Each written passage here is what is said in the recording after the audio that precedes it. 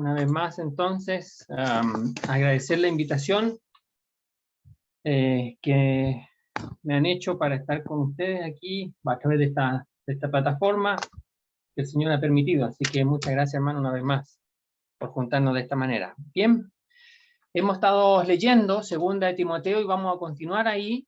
Hemos titulado este libro como el libro de la fidelidad en tiempos difíciles. La verdad es que el apóstol Pablo fue un cristiano, un creyente que se mantuvo fiel hasta el final. Y también el apóstol Pablo esperaría que sus consiervos, sus colaboradores, también se mantuvieran fiel hasta el final. Y es eso lo que queremos ver en este libro, cómo el apóstol Pablo se interesa por Timoteo y quiere que Timoteo sea un creyente fiel hasta el final de los días que le tocan vivir. Y la fidelidad, fíjese usted, que no tiene nada que ver con circunstancias positivas solamente, ya que cuando todo anda bien es fácil ser fiel, sino que la fidelidad se demuestra en todo ámbito, en todo terreno de nuestra vida, podríamos decir. Y Pablo no lo pasó muy bien personalmente el último tiempo, y se describe aquí en este libro, en 2 de Timoteo, al punto de que él puede decir que solo Lucas está con él, pero que el Señor no le ha abandonado. Y los demás pareciera que están en distintos lugares, algunos, incluso uno sobre todo en particular, Demas, le ha abandonado no para iniciar otra obra, no por el servicio al Señor, sino que en realidad amando este mundo. Y entonces ve cómo un creyente que anduvo con él, que sirvió con él, se va en pos de este mundo. También se ve que se levantan enemigos como Alejandro el Calderero, quien le ha causado muchos males. Entonces, el último tiempo del apóstol Pablo no fue, digámoslo así, de reposo, pero se mantuvo fiel. E invitó a otros a correr la carrera cristiana con fidelidad. Entonces, este libro es el libro de la fidelidad. Y nos vamos a dar cuenta que la fidelidad abarca todas las circunstancias de mi vida. Bien, leamos por favor entonces el capítulo 1, versículo 1. Vamos a comenzar ahí la lectura.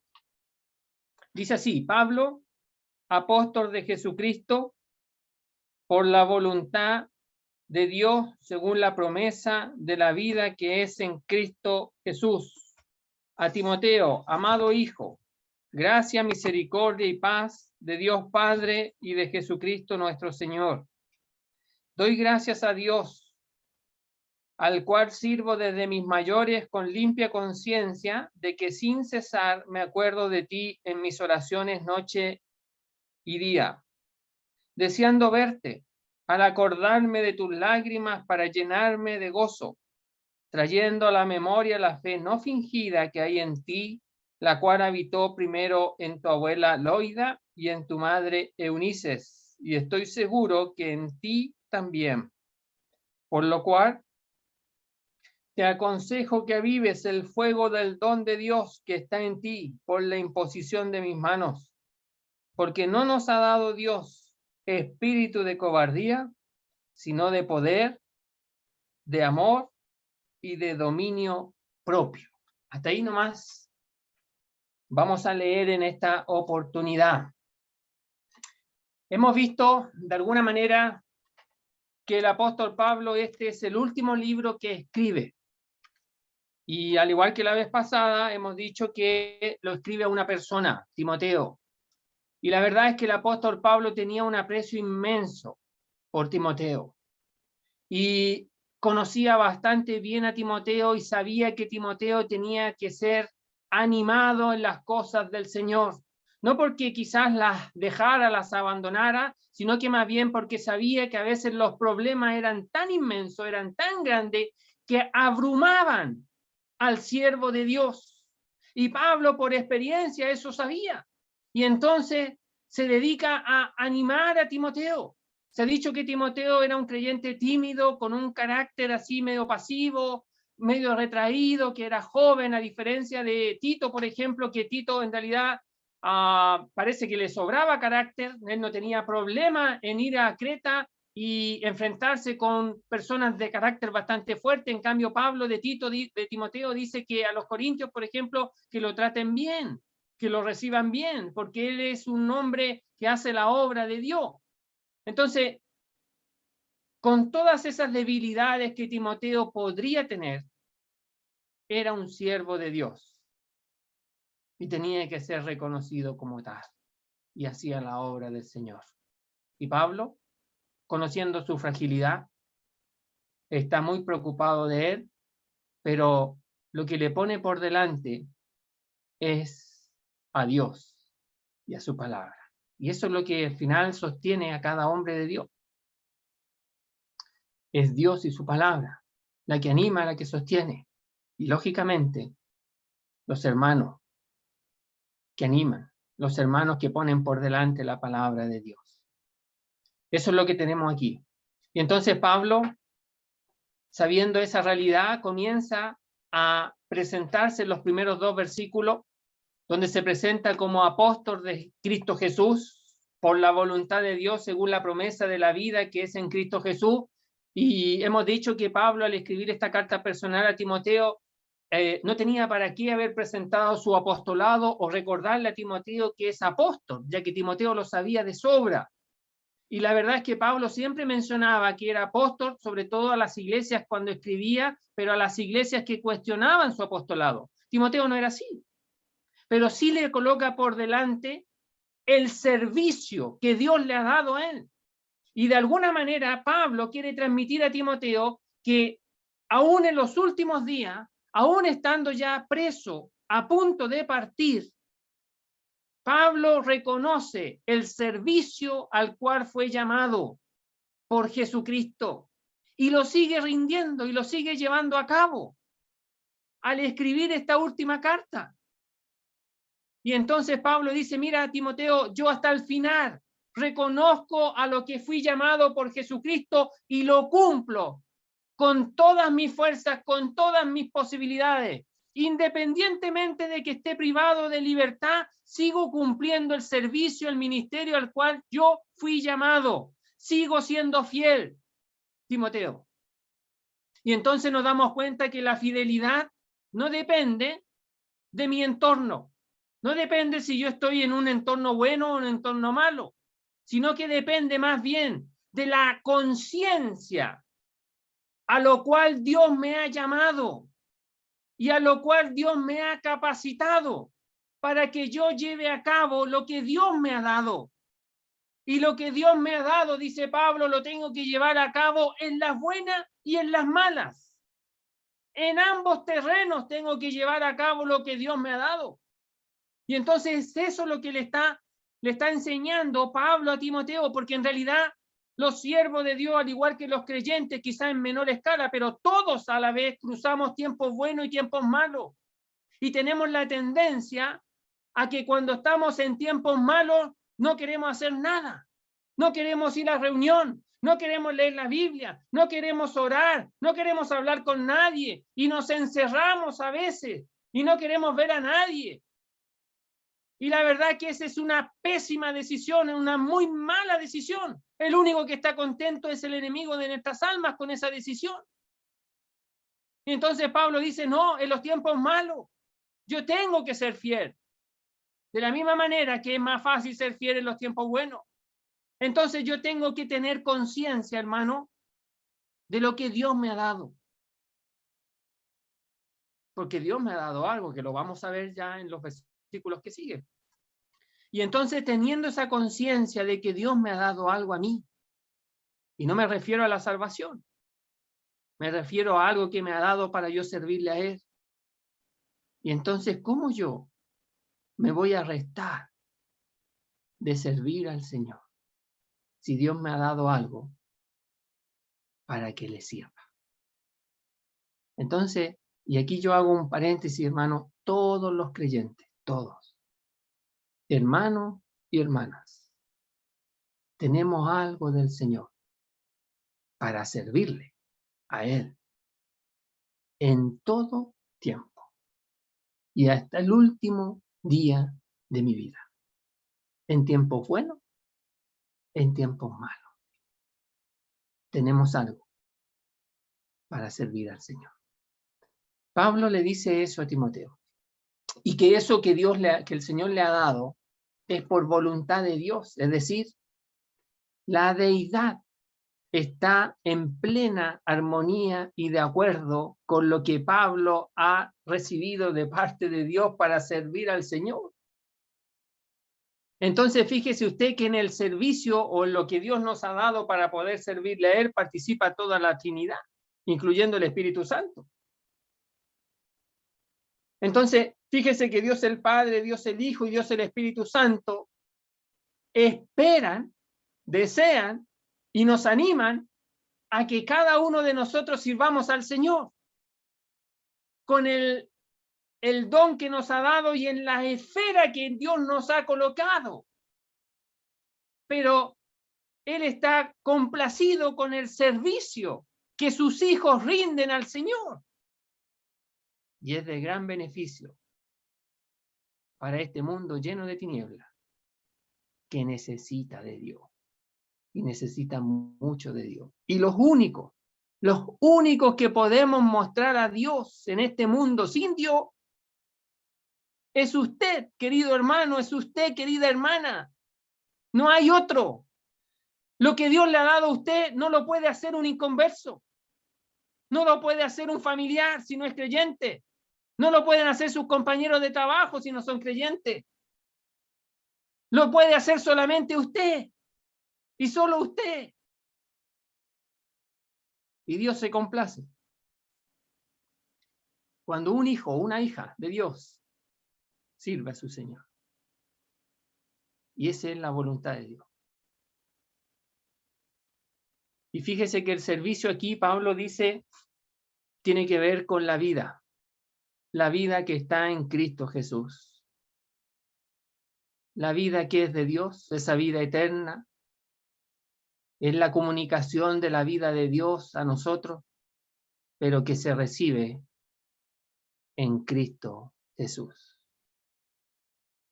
Entonces, nosotros tenemos que entender que tenemos la vida de Dios por estar en Cristo. Dios nos ha librado del reino de las tinieblas y nos ha trasladado al reino de su amado Hijo, nos ha colocado en Cristo Jesús. Y nos ha dado un sinfín de cosas que la palabra de Dios nos describe en varios textos de la Biblia. Pero aquí es la vida eterna, la vida de Dios en Cristo.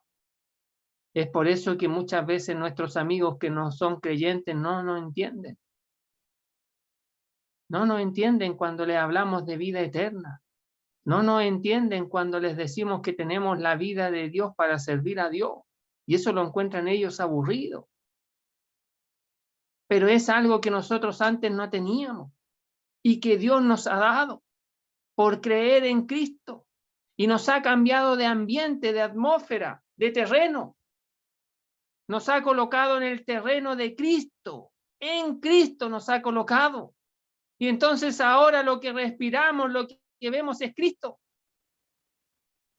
Y ahora miramos las cosas como Dios las ve. Es como si hubiésemos despertado a la realidad de Dios. Ya nos estamos dormidos, dice. Hemos sido levantados, hemos sido despertados a la realidad divina. Y entonces así vivimos en este mundo que está adormecido por el enemigo. Vivimos con los ojos abiertos, despiertos, por Dios, por gracia de Dios. Y no es que seamos mejores que otros, sino que es porque nos dimos cuenta de lo que Cristo hizo por mí. Y hemos creído en Cristo, y es lo que le falta a nuestros amigos que aún no han creído. Tienen que confiar en Cristo y en su obra de cruz para ser salvos. Van a despertar a una realidad, la realidad divina, la realidad de Dios.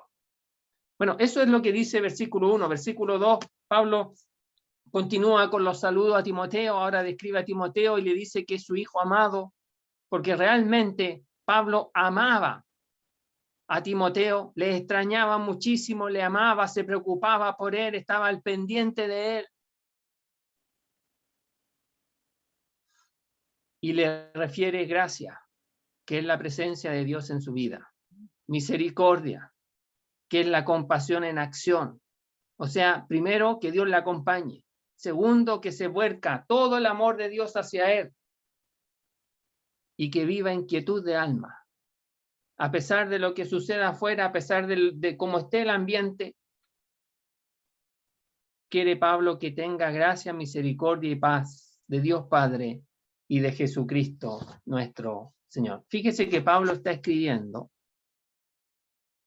en la época de Nerón. Se dice que Nerón, junto con Calígula, eran los emperadores más terribles, crueles de Roma. Los más crueles. Y Pablo, al parecer, estaba preso en Roma, en una mazmorra.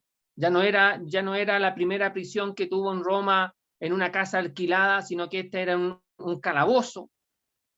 Y dicen los historiadores que era una mazmorra, que eran los calabozos que estaban al fondo, en subterráneo, en oscuridad, donde normalmente trataban muy mal a los presos que encerraban en ese lugar, donde los colocaban en cepos que estaban adheridos a las paredes, a los muros, y donde tenía escasez de luz,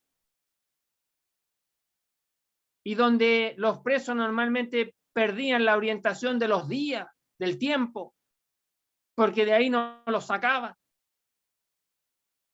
Y en esa época, Pablo está escribiendo esta carta y le está deseando a Timoteo la gracia, la misericordia y la paz de Dios nuestro Padre y de nuestro Señor Jesucristo. Es lo que necesitamos. No son palabras de buena crianza, es lo que realmente necesitamos. En todo tiempo, pero mayormente en los tiempos difíciles, en los cuales Pablo estaba viviendo y en los cuales en el día de hoy también se están viviendo, donde el mundo no quiere saber nada de Dios y donde nosotros tenemos que contar con su presencia, con su compasión y con su paz en un mundo oscuro y convulsionado y sin Dios. Bien, versículo 3, y vamos a ir a continuar entonces, dice: doy gracias a Dios, al cual sirvo desde mis mayores con limpia conciencia, de que sin cesar me acuerdo de ti en mis oraciones noche y día.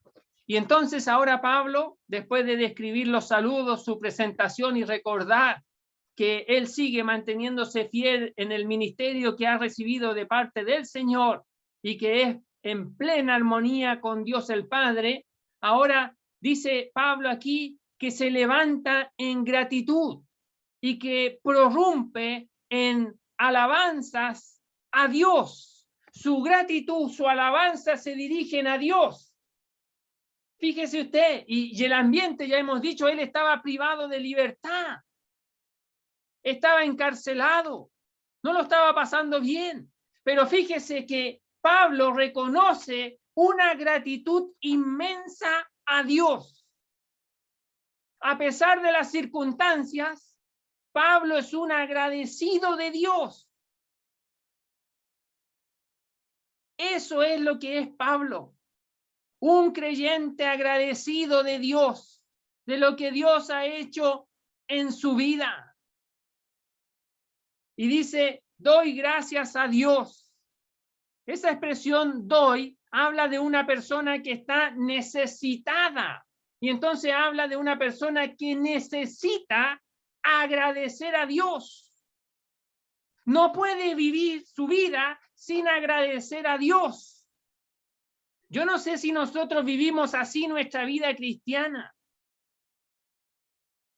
teniendo esa necesidad de agradecer a Dios por lo que Él ha hecho en nuestra vida, por lo que Él nos ha permitido vivir y hasta dónde vivir, y por las circunstancias que nos ha hecho pasar, que todas ellas, a los que aman a Dios, obran para el bien de la vida cristiana.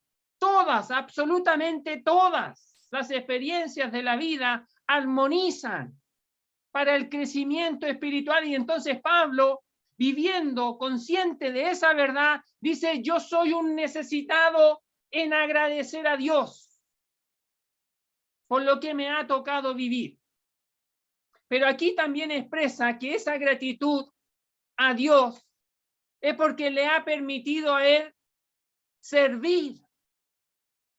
Y fíjese que Pablo reconoce la gracia de Dios en que ha tomado a un pecador como él, que perseguía a los cristianos, que se levantaba en contra de Jesucristo, aunque haya sido por ignorancia, por incredulidad, pero se levantaba en contra de Cristo y el Señor lo salva y hace que el apóstol Pablo sea un servidor del Señor.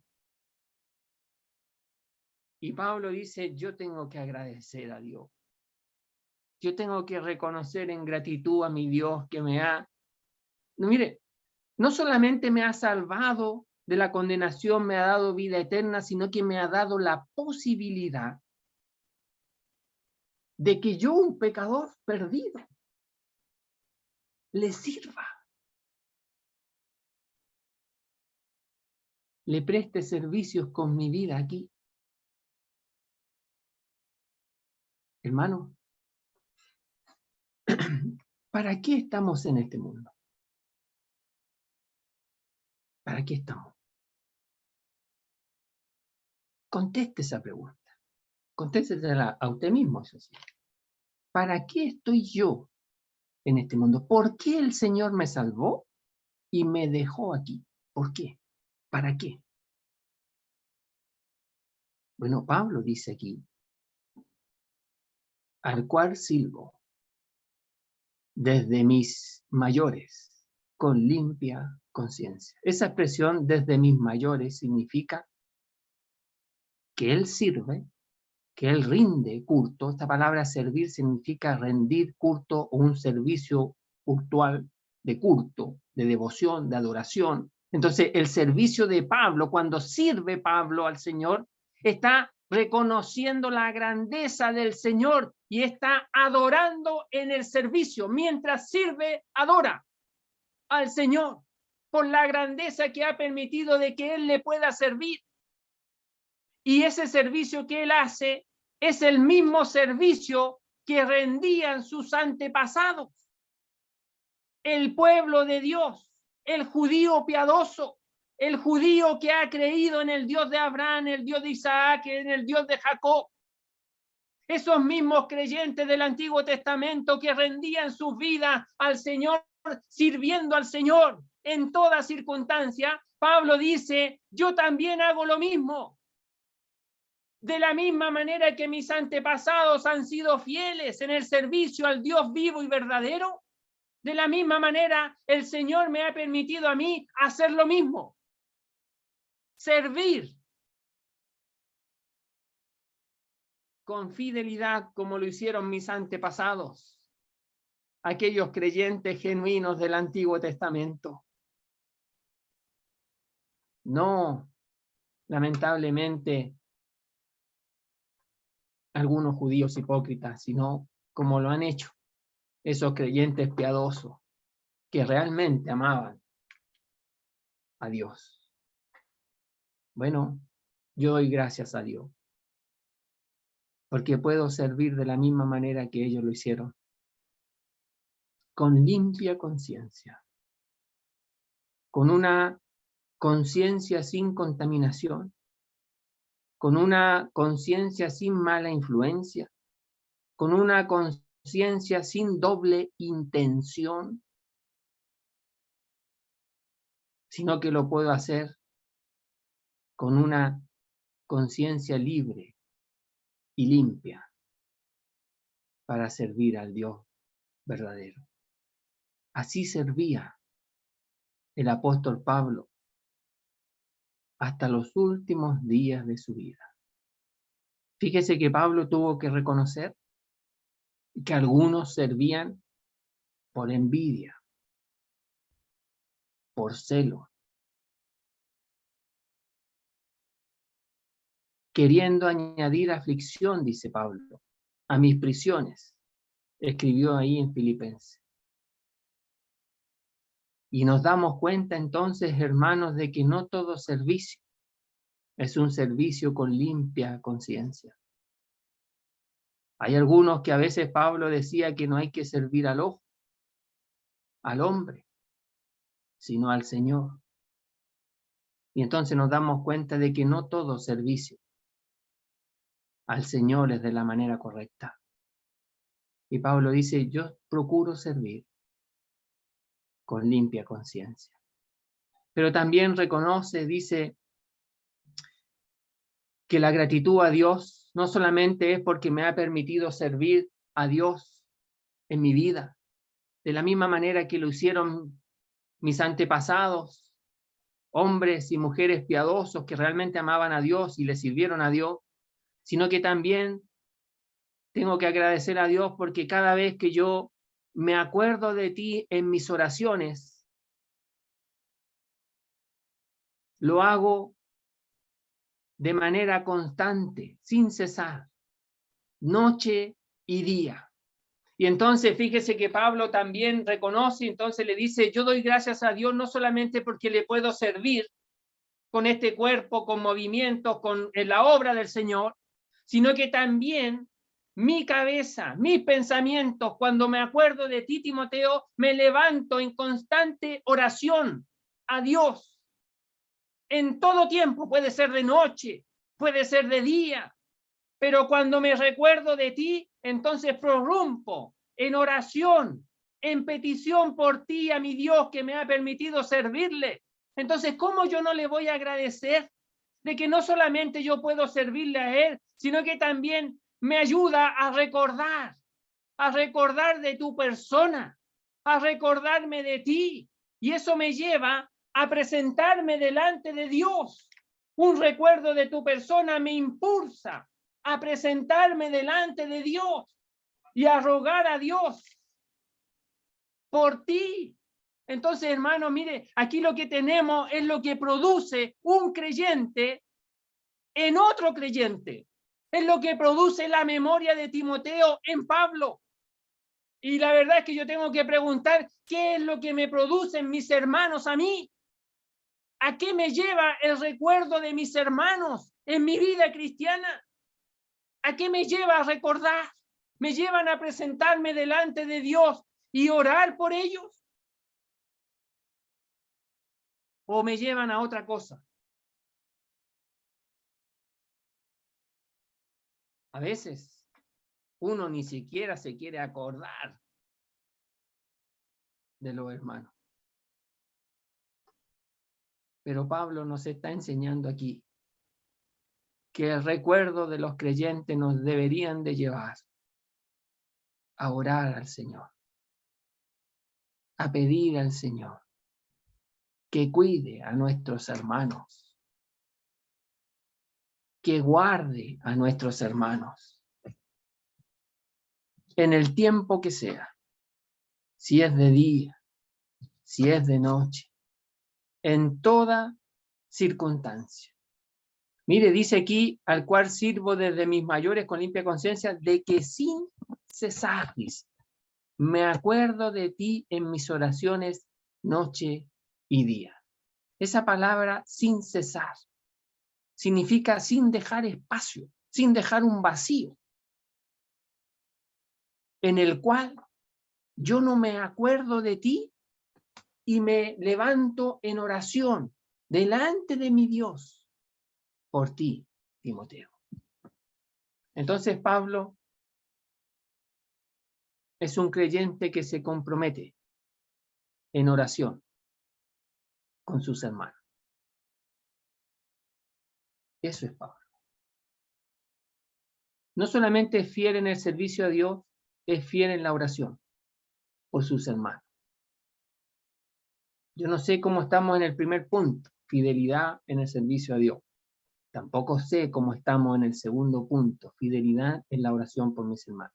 O en realidad yo sé cómo estoy yo en esos dos puntos. Pero cómo están ustedes, mis queridos hermanos, cada uno de ustedes sabe. Y de manera honesta y sincera delante de Dios tendremos que reconocer nuestras negligencias y nuestras debilidades. y orar al Señor que nos fortalezca y nos anime para ser fieles en esas dos áreas tan necesarias en medio del pueblo de Dios. Pero Pablo no solamente se anima al recordar a Timoteo, sino que también expresa que quiere más que recordarle. Dice, versículo 4, deseando verte, al acordarme de tus lágrimas para llenarme de gozo. Y entonces Pablo no solamente quiere estar con el recuerdo de Timoteo, sino que también anhela el poder verlo, el poder mirarlo, el poder estar cara a cara con él. Quiere otra vez encontrarse con él. De hecho en esta carta le anima a Timoteo a que vaya a verlo, a que vaya donde él está. Y les pide que lleve algunas cosas. Entonces Pablo anhelaba poder ver una vez más el rostro de Timoteo, ya que dice que se recuerda, tiene memoria de las lágrimas que Timoteo derramó, seguramente cuando se despidieron, cuando Pablo le pidió en 1 Timoteo que se quedara en Éfeso, y Pablo tenía que seguir rumbo en la obra del Señor, y Pablo le pidió que se quedara ahí, y tuvieron que separarse por la obra del Señor. Y entonces seguramente Timoteo derramó sus lágrimas al separarse de aquel gran siervo de Dios con el cual Timoteo estaba muy a gusto trabajando en la obra del Señor. Y entonces Pablo dice, yo anhelo poder mirar otra vez tu cara, Timoteo. Yo quiero verte porque me acuerdo de las lágrimas. Y la verdad es que el verte llenaría mi vida de gozo. O sea, tú me traes contentamiento a mi alma, a mi corazón. Tú produces, tú llenas mi corazón de alegría, de gozo. Eso es lo que producía Timoteo en la vida del apóstol Pablo, un creyente que animaba. Mire, hemos dicho de que Pablo escribe para animar a Timoteo, pero la verdad es que la presencia de Timoteo animaba muchísimo al apóstol Pablo. Le animaba muchísimo, le animaba a servir, le animaba a orar, le animaba también en su gozo, en su alma. El poder ver a Timoteo una vez más. Eso es lo que produce el amor de Cristo que inunda nuestros corazones y el aprecio por nuestros hermanos. Pablo continúa y ahora le va a mencionar. Pablo está recordando aquí. Fíjese que le ha presentado a Timoteo que es apóstol de Jesucristo por la voluntad de Dios para anunciar la vida que está en Cristo Jesús. Le ha dicho que quiere gracia, misericordia y paz para él. Ha dicho que él sirve, que agradece a Dios por servirle a él de la misma manera que lo hacían sus antepasados, y que se recuerda de Timoteo y que quiere verle, y ahora está diciendo que trae a la memoria. Y este es un ejercicio personal de la memoria de Pablo, de la mente de Pablo. A veces nosotros pareciera que nuestra mente nos lleva, nuestra mente nos domina, y a veces le echamos la culpa, es que mi mente se va para allá, y como que nosotros no tenemos injerencia en la mente, como que la mente es la culpable de hacer las cosas que hace, y nosotros somos víctimas, somos pobres víctimas de lo que nuestra mente divaga, y de lo que piensa nuestra mente. No, Pablo dice, no, mire, yo traigo a mi mente. Y esto es lo mismo cuando el apóstol Pablo dice allá en Filipenses, si hay virtud alguna. Y va a decir y mencionar varias cosas. Dice, en esto pensad. Y la responsabilidad es de nosotros entonces, que tenemos que dedicarnos en nuestro ejercicio mental a estas cosas. Y entonces aquí Pablo dice, mire, yo he traído a mi mente, o sea, algo que estaba por allá, en algún rincón, yo lo tomo y lo traigo y lo coloco aquí delante de mí. Y es como si lo estuviera viendo. Es como si estuviese pasado el día de hoy. ¿Qué fue? ¿Qué fue lo que yo traigo a colación? Mire, trayendo a la memoria la fe no fingida que hay en ti, la cual habitó primeramente en tu abuela Loida y en tu madre Eunices. Y estoy seguro que en ti también. Y entonces Pablo ahora le dice, mira, yo traigo a mi memoria, yo traigo a mi mente, coloco aquí delante de ti lo que yo también estoy pensando, quiero hacerte partícipe de mis pensamientos, quiero compartir contigo lo que yo estoy pensando en estos momentos, y lo que yo estoy pensando, Timoteo, es esto: me acuerdo de la fe, de una fe genuina, de una fe que no fue hipócrita, de una fe que no fue de apariencias, una fe que no fue externa, sino que una fe genuina, real, verdadera, que hay en ti. Esto habla de una fe personal, porque hay en ti, Timoteo, y tiene que existir en cada verdadero creyente una fe no fingida. Hay una fe que es fingida, que es hipócrita, que es hipocresía, que no es la fe correcta, que no es la fe bíblica. Esa fe fingida no salva. La fe genuina es la que salva. De ahí vamos a hablar un poquitito más acerca de la fe genuina. Pero aquí quiero llamar la atención de que Pablo le coloca delante a Timoteo una fe genuina, real, viva y verdadera. Una fe viva y verdadera. Y dice, que hay en ti. O sea, esa fe viva y verdadera está en Timoteo. Pero esa fe viva y verdadera que está en Timoteo, dice, habitó primeramente, vivió primeramente, se manifestó primeramente, se evidenció primeramente en tu abuela Loida. O sea, tu abuela Loida tuvo una fe genuina, viva y verdadera. Y Pablo seguramente la conoció cuando anduvo en sus viajes misioneros predicando el evangelio por Listra y Iconio, de la región de donde era Timoteo y su familia seguramente. Y entonces pudo comprobar que su abuelita manifestó una fe genuina, real, viva y verdadera. Y se mostró en evidencias. ¿Sabe que hoy día cuesta tanto ver, dilucidar a veces a personas que dicen que han creído y uno no ve nada? No ve una fe viva, no ve una fe real.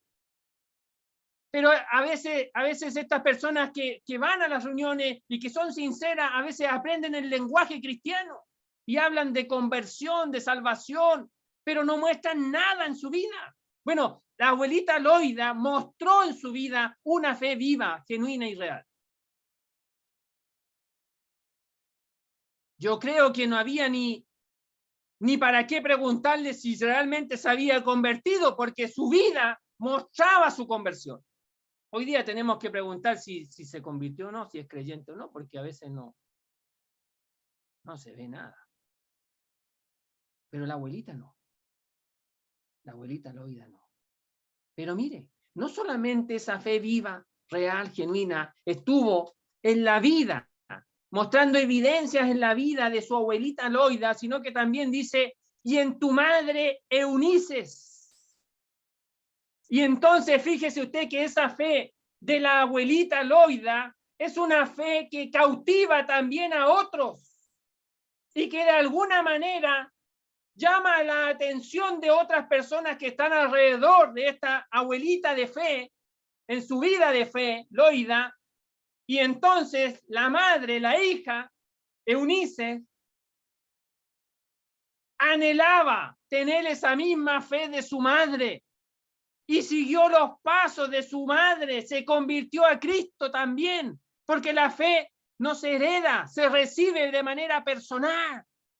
No se transmite por la sangre, o por vivir en el mismo techo, o por ir al mismo lugar, sino que se recibe personalmente, de la manera en que lo recibió la abuelita Loida, entendiendo el Evangelio, entendiendo que Cristo Jesús vino al mundo a buscar a los pecadores, de los cuales yo soy el primero, dijo el apóstol Pablo, y anunció el Evangelio de salvación a los pecadores perdidos. Y la abuelita Loida, al escuchar que Cristo Jesús vino al mundo a salvar a los pecadores, la abuelita tuvo que reconocer que ella es pecadora y tuvo que recibir a Cristo como su salvador personal.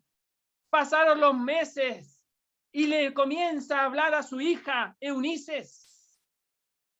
Y Eunices tuvo que entender que ella era pecadora y que iba a la condenación, pero también tuvo que entender la grandeza de Cristo, de venir del cielo a este mundo y morir por el pecador perdido como yo y como usted.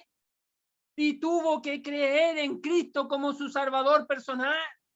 Y tuvo que recibir a Cristo en su corazón.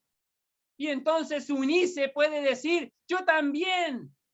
Le pudo decir a su madre, yo también tengo esa fe que tú tienes, yo también la tengo, porque yo recibí a Cristo de la misma manera que tú recibiste a Cristo. Yo también lo he recibido por la fe y ahora se evidencia en mi vida que Cristo vive en mí.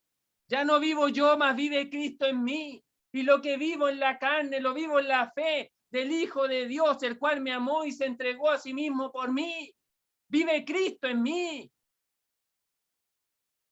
Y Pablo entonces, fíjese usted, reconoce en la vida de su abuelita, de la abuelita de Timoteo, de la madre de Timoteo, una fe genuina y real.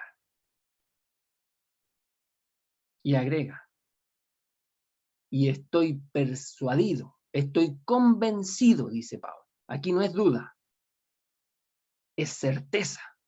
Y Pablo está diciendo, yo estoy seguro, convencido y tengo la certeza que también esa misma fe está en ti, Timoteo. Y entonces, fíjese usted que lo que está haciendo aquí Pablo es que le está diciendo a Timoteo, de la manera en que tu abuelita manifestó esa fe viva, de la manera en que tu madre manifestó esa fe viva, tú también tienes que manifestar en tu vida esa fe viva a pesar de las circunstancias. Mire, yo no sé si a usted le ha llamado la atención en algo que aquí no se menciona en este versículo de la Biblia. Mire, voy a leer nuevamente. Pablo dice, traigo a la memoria la fe no fingida que hay en ti. Ese en ti es Timoteo. Después habla de su abuelita Loida, su abuelita. De su madre Eunices, habla de su madre. Y cierra la oración diciendo que hay también en ti. Comienza con Timoteo, pasa por su abuelita, pasa por su madre, termina con Timoteo. Lo que lo vincula a todos ellos es la lazo sanguíneo. También hay lazos espirituales ahora por la fe, pero lo que los unía a ellos era el lazo sanguíneo, el lazo familiar. Pero esta es una familia incompleta.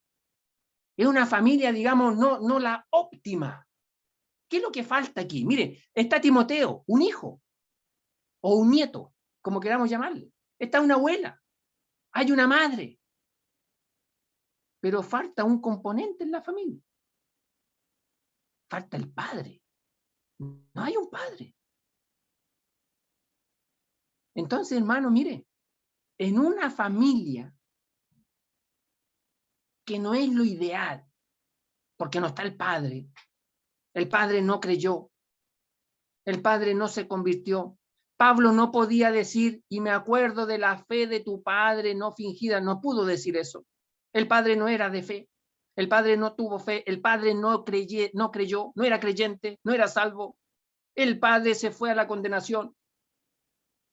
Entonces, hermano, mire, en una familia que no es la ideal, porque no están todos los componentes de una familia que podría ser una familia ideal, donde está un padre, donde está una madre, donde hay hijos, y si le agregamos los abuelos, todos creyentes, todos sirviendo al Señor.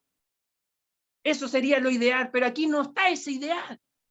¿Pero qué es lo que tenemos entonces?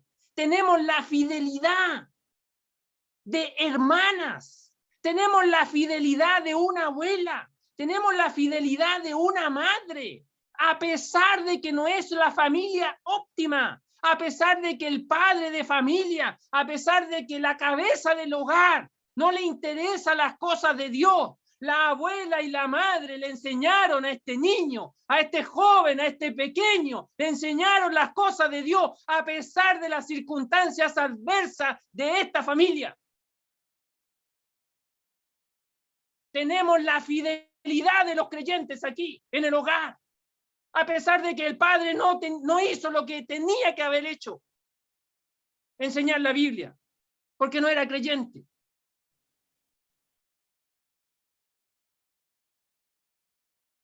Entonces, hermano, hay fidelidad en el hogar, a pesar de las circunstancias adversas. ¿Cuántos hermanos reclaman el día de hoy que sus esposas no les ayudan en las cosas de Dios y por eso ellos no hacen nada? ¿Cuántas hermanas reclaman en el día de hoy que sus esposos no les ayudan en las cosas de Dios y por eso no hacen nada?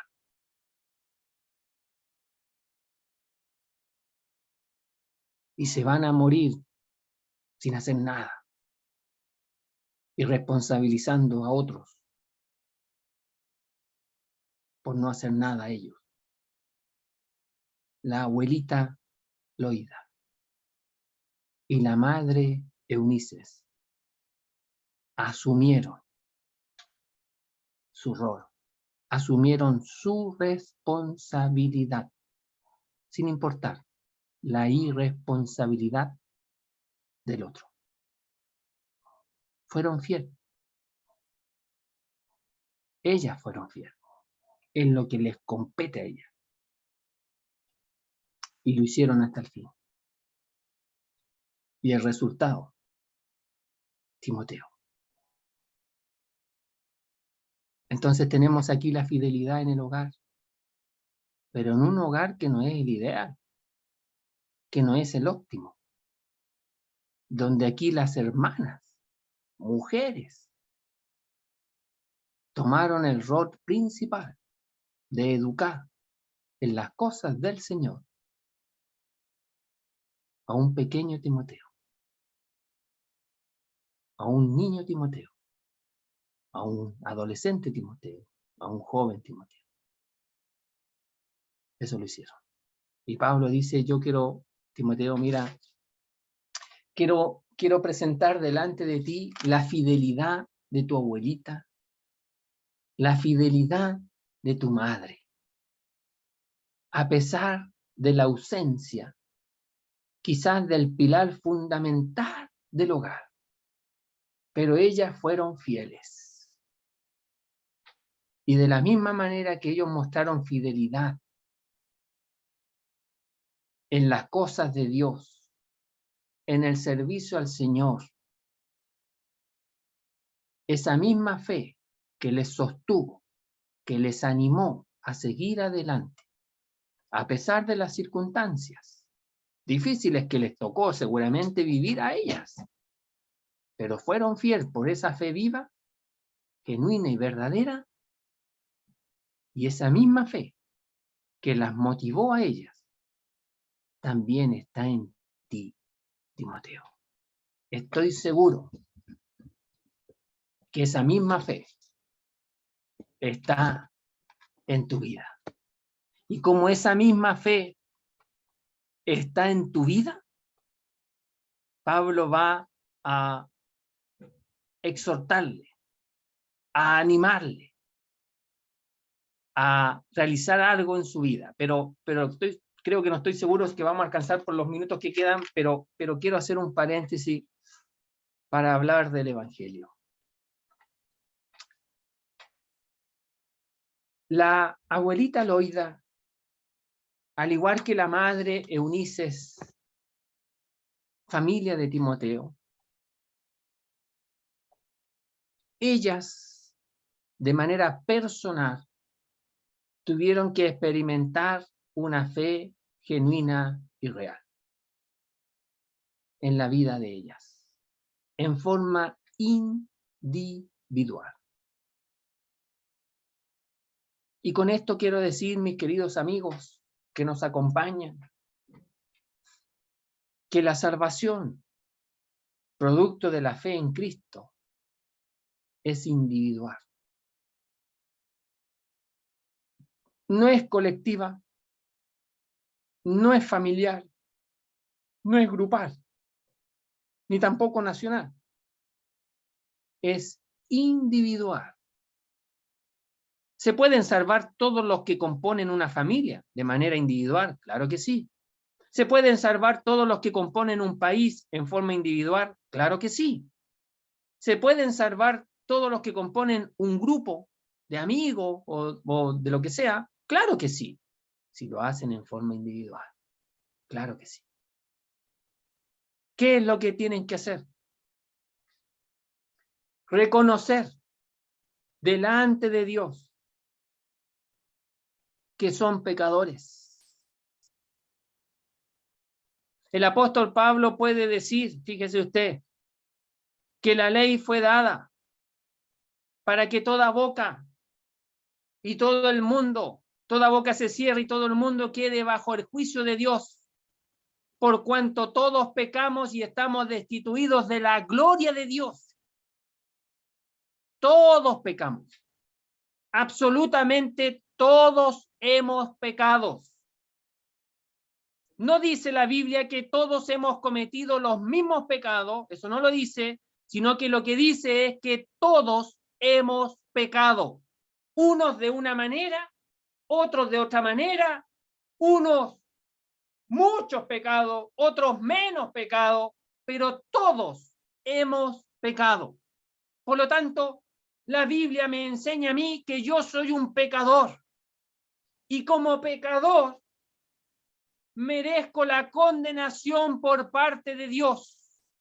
Dios es santo. Dios no permite el pecado en su presencia. Así lo ha demostrado desde siempre Dios. Tanto es así que no tuvo ningún inconveniente Dios en echar de su presencia a Satanás, aquel ser creado, Lucifer, lo describe la Biblia, un ser angélico como ningún otro, hermoso, en gran manera, inteligente, sabio en gran manera. Pero este ser creado un día vio el trono de Dios y dijo, yo quiero ser así, yo quiero estar ahí, yo quiero sentarme ahí. Y quiso ser Dios. Quiso usurpar el lugar de Dios. Se levantó en contra de Dios. Él no aceptó el lugar que Dios le dio. Quiso ocupar el lugar de Dios. Quiso ser Dios, sin ser Dios. Eso es mínimo. Es envidia. Querer lo que otro tiene. Y no estar contento con lo que yo tengo. Envidia. Y se levantó en contra de Dios. Y Dios lo expulsó. Por una simple envidia. Que después se manifestó grandemente en este mundo. Y corrompió a la humanidad. Quien también quiso aspirar a lo mismo. El mismo diablo le dijo a Eva, y seréis como Dios, sabiendo el bien y el mal. Y ella escuchó eso. Seré como Dios. O sea, también puedo ser como Dios. Puedo ser mi propio Dios. Y también pecó. Y así hemos pecado. Y usted puede pensar en sus propios pecados. Y eso merece condenación. Los que sean, merece condenación. Pero ¿sabe? Una vez que usted entiende eso, una vez que usted cree que merece la condenación, la Biblia nos enseña entonces ahora y nos dice, pero ¿sabe? Dios no quiere la muerte del que muere. Y envía a su Hijo a este mundo para que tome una naturaleza humana. Viva como nosotros hemos vivido. Venga a este mundo como nosotros hemos llegado, a través de una mujer, María la Virgen. Y nació, estuvo 9 meses en la guatita de María, y nació en un pesebre, en un lugar que no era lo ideal, pero llegó a este mundo, en Belén. Le colocaron pañales, le fueron a visitar algunos pastores, algunos magos también, astrólogos le fueron a visitar, en reconocimiento de la grandeza de Dios al enviar a su Hijo a este mundo. Había un hombre y una mujer, Simeón, Ana, que estaban en el templo esperando este acontecimiento y lo pudieron ver y agradecieron a Dios. Pero otros que supieron, como Herodes, quiso matar al rey de los judíos, Jesucristo, y mató a muchos niños, pensando de que ahí se iba a librar, iba a borrar de este mundo al rey de Israel. Pero Dios lo guardó, porque Dios tenía un propósito, la salvación tuya, mi salvación. Y el Señor creció y llegó a la edad de 30 años y fue a donde estaba Juan el Bautista, a identificarse con el bautismo de Juan, a identificarse con los pecadores, sin él ser pecador. Se identificó. Tanto es así que Juan le dijo, pero yo no sé por qué tú vienes a mí. Y el Señor le dice, mira, conviene así que hagamos toda justicia. Y se identifica con el pecador a través del bautismo de Juan el Bautista. Y en la cruz, al ser crucificado, se identifica con el pecado. Se había identificado con el pecador y ahora en la cruz se identifica con el pecado. Dios dice que cargó en él, en su cuerpo sobre el madero, el pecado de todos nosotros, que estábamos descarriados como ovejas. Y Cristo muere por tu pecado, por mi pecado. Pero no solamente muere, es sepultado. Se baja de la cruz y lo coloca Nicodemo y José de Arimatea en un sepulcro nunca usado. Y lo dejan ahí. Como se acostumbraba a dejar los cuerpos de un judío envuelto con especies aromáticas.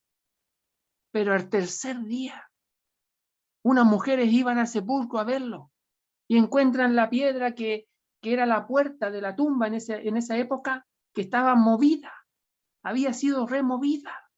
Y miraron hacia adentro, y miraron hacia abajo y no encontraron a nadie. No estaba el cuerpo. Pensaron que lo habían sacado y le preguntan a un hortelano ahí, amigo, mira, tú has visto el cuerpo de nuestro Señor. Y era él, que estaba vivo.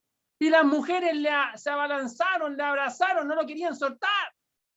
Y el Señor les dice, vayan a los apóstoles y díganle que yo subo a mi Dios y a vuestro Dios. Y las mujeres van y dan este anuncio. Ha resucitado. El Salvador está vivo, amigo. Murió por ti, pero ahora está vivo. Cree en Cristo. Pídele salvación. Reconociendo tus pecados, clama por salvación a Jesucristo, quien está vivo y te escucha y te ve. Si lo haces con fe, te salvará. Vamos a orar al Señor. Nuestro Dios, nuestro Padre, queremos darte las gracias, nuestro Dios, por tu palabra. Darte las gracias por hombres y mujeres que han sido fieles a tu persona. Padre, haznos conscientes de lo que tú te mereces en nuestra vida, que es la fidelidad a tu persona.